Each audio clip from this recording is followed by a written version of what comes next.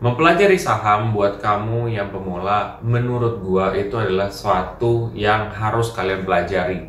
Karena dengan kalian bisa belajar investasi saham, kalian bisa mengalokasikan sebagian uang kalian ke instrumen saham yang mana nantinya punya potensi untuk naik di kedepan hari.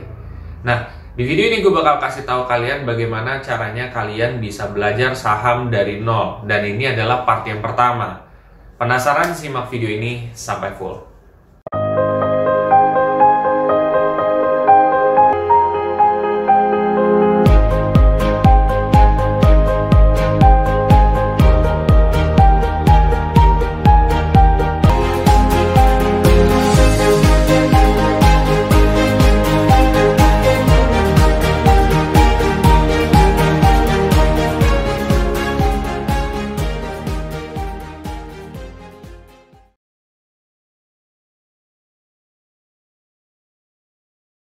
Oke, jadi mungkin untuk di part pertama ini, gue akan coba kasih tahu bagaimana caranya memilih saham yang tepat buat kita. Setiap orang beda-beda dalam pemilihan saham. Bisa jadi saham ini bagus buat gue, bisa jadi buat orang lain tidak tepat. Karena setiap orang punya jangka waktu investasi yang berbeda-beda dan juga profil resiko yang berbeda-beda. Jadi tentunya kita akan sesuaikan ya dengan profil resiko masing-masing dan tujuan masing-masing. Kalau kalian misalkan punya tujuan yang jangkanya sangat atau jangkanya termasuk pendek ya 1 tahun atau 2 tahun, mungkin kalian bisa ambil yang blue chip. Tapi kalau misalkan kalian 5 tahun ke atas, kalian bisa ambil yang second liner, itu bisa. Nah, nanti istilah-istilah seperti itu mungkin akan dibahas di part kedua. Di part pertama ini akan lebih membahas daripada gambaran besarnya. Ketika misalkan kalian mau invest di saham, yang harus kalian lakukan adalah cek di sekitar hidup kalian. Dari sabun yang kalian pakai, itu produknya dari mana sih? Misalkan, oh Unilever nih. Atau misalkan kalian ke bank. Kalian punya bank apa? BCA, nah ada BCA. BRI, ada juga BRI. BNI, ada juga.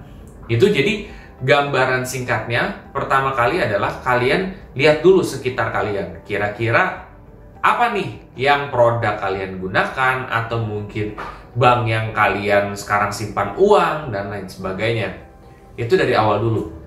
Yang kedua, kamu mesti cek juga. Misalkan, gue memilih saham Sido Muncul karena mungkin gue pakai produk buat jamu dan lain sebagainya, itu pun Sido Muncul. Tetapi apakah cukup? Jawabannya adalah tidak. Ya, jadi setelah kalian udah tentuin, kalian lihat nih gambaran luasnya. Ini misalkan Sido Muncul. Ini pemberitaan akhir-akhir ini seperti apa sih?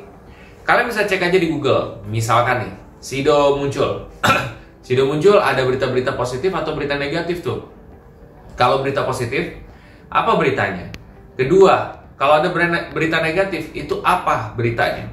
Oke, kalian riset dulu. Nah, dengan adanya pemberitaan ini, apakah dalam kurun waktu entah 1 tahun, 2 tahun, ini masih bagus atau tidak? Kalau misalkan tidak bagus, ya nggak usah diinvest. Kalau misalkan bagus, ya kamu tetap invest. Ya udah, dari situ. Lalu kalian pikir nih, dengan saya memilih saham ini, ya kira-kira sampai jangka waktu yang saya tentukan, setahun, 2 tahun, ini masih punya prospek bagus atau enggak? Gimana cara cari taunya seperti itu? Kalian harus lebih peka. Kalian harus sering baca berita. Misalkan, ada suatu kejadian, pandemi lah. Pandemi ini pastinya akan banyak usaha yang ngedrop. Tapi pertanyaannya, apakah semua usaha itu ngedrop di awal-awal? Jawabannya adalah tidak.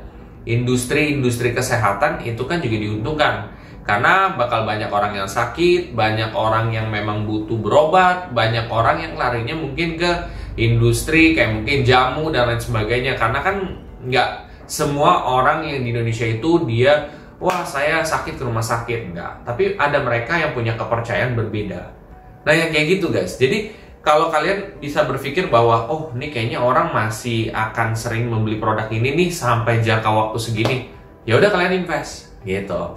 Jadi kalian harus bisa peka terhadap situasi. Makanya gue kemarin juga ngebahas soal inflasi, ya kan, gue ngebahas soal ekonomi makro, karena itu sebenarnya berkaitan dengan kalian investasi, terutama investasi saham.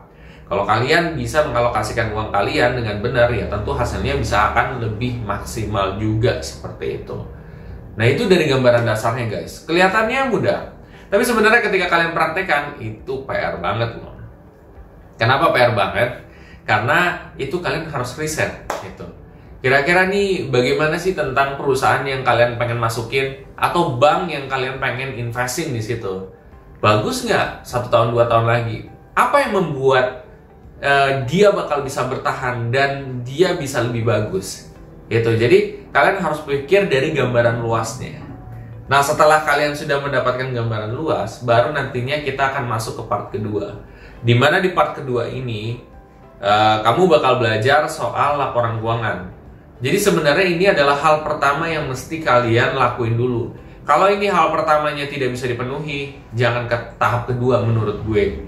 Ya, karena dengan lu masuk ke pertama udah oke, tinggal kedua untuk mengkonfirmasi laporan keuangan masa lalunya gimana nih. Kalau laporan keuangan masa lalunya oke, ya udah kalian tinggal invest gitu. Kalau misalkan kalian merasa nggak oke, jangan. Tapi yang paling pertama menurut gue adalah hal ini gitu. Karena bisa jadi laporan keuangan itu dia di masa lalu buruk, tapi di kedepan hari dia bagus. Itu bisa, dan itu beberapa kali terjadi. Makanya kita lihat potensi dari perusahaan tersebut. Itu aja mungkin untuk edukasi investasi saham secara sangat dasar banget di part pertama ini. Buat kamu semua yang setelah ini merasa bahwa penjelasan gua sangat sederhana dan juga bisa diterima oleh banyak orang dan sangat bermanfaat, coba deh kalian share aja ke sosial media kalian. Tentunya kalian bisa berbagi ini, kalian bisa juga berbagi ke masyarakat lain supaya mereka juga bisa mulai investasi, terutama investasi saham di tempat yang benar dan mereka mengerti seperti itu. Konteksnya adalah mengerti loh, ya, seperti itu.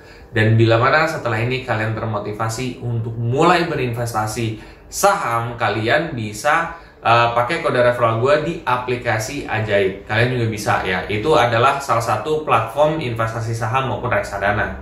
Tetapi kalau kalian mau pakai silahkan, kalau enggak juga nggak masalah. Itu terserah kalian juga. Oke, sampai jumpa di part kedua ya. Jangan lupa untuk kalian komen untuk judul-judul selanjutnya. Sampai jumpa di video selanjutnya. Terima kasih.